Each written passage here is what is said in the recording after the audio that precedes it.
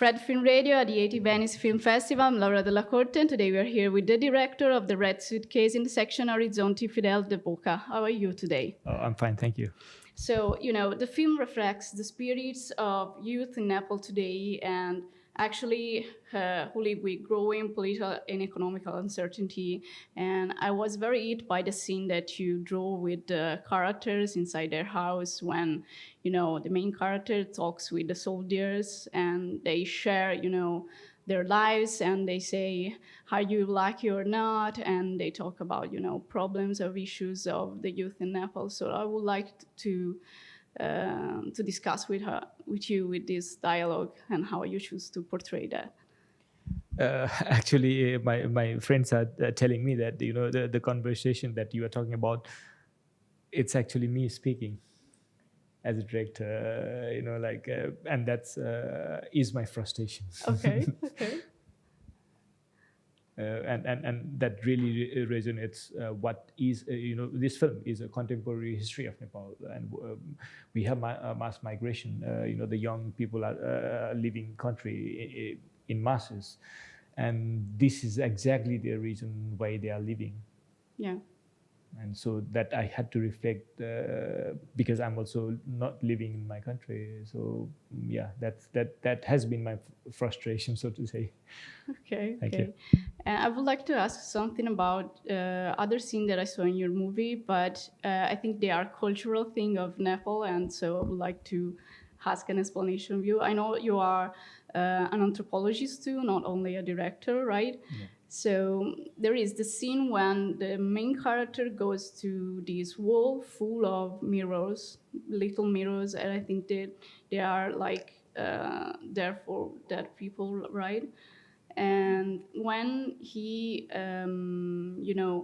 arrives at the houses of the woman with the dead body and the red suitcase, and then he went away. He leaves like a branch of a tree before leaving. What does that mean in that scene and the mirror thing too? Yeah, because I'm also an anthropologist, and these are the things, every culture has its own visual culture, visual language. And I wanted to have that kind of representation of Nepalese culture, society in my film. And these these 2 points are also related to this issue. The first thing about the mirror scene is in that place particularly there were frequent accidents, and the drivers who were passing these roads, so they offer a mirror to a local deity who they believe resides in this place, and then she's a female. And as a cultural connection, females will need mirror for various reasons. So these drivers who frequent this road offer a mirror to the deity, female deity, so she do not disturb or create accidents when they are passing through. The driving. Yeah. So one started, and then slowly it's like 3-4 kilometers of mirrors, and Wow. Also visually it looks very magnificent. Astonishing. Yeah. And also there's a whole lot of cultural things behind it. So I do not want to explain many things, and I just put it the way I see it.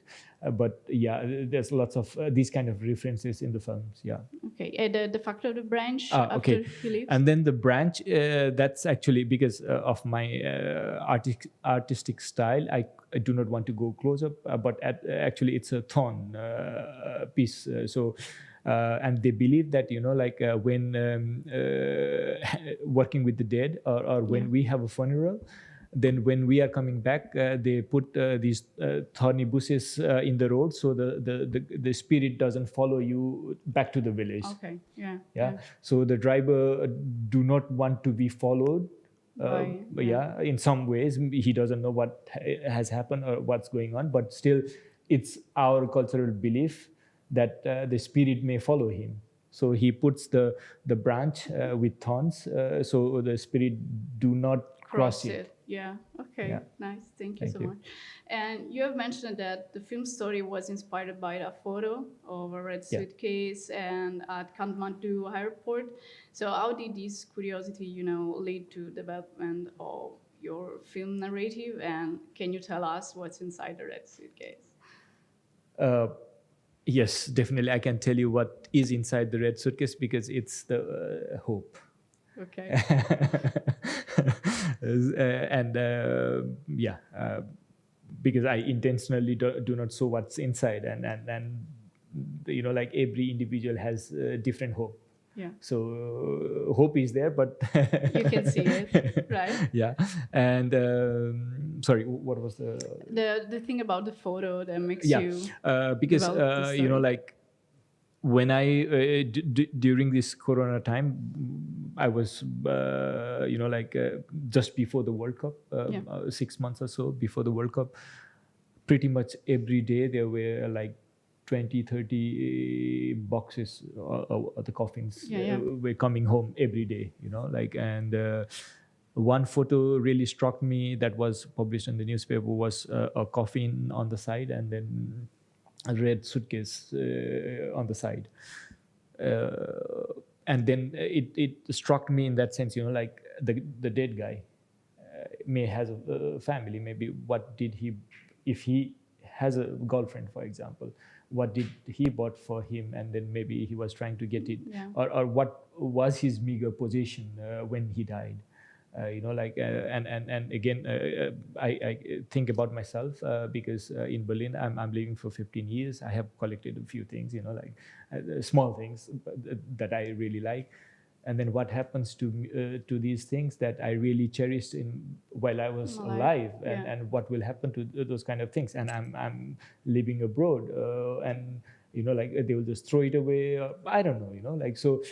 These kind of connections with my own being in the on the foreign soil, and also just like it gives me kind of a goosebump to think, okay, we cherish some items so much, and then what will happen to it when we are gone? So that was kind of my philosophical quest in a sense. So what's inside the red suitcase as well. Yeah, amazing. Thanks so much to Fidel Devkota and the director of the Red Suitcase in Session Orizzonti. This is Laura Della Corte for Fred the Festival Insider. Thank you so much for being with us. Thank you very much. Thank you.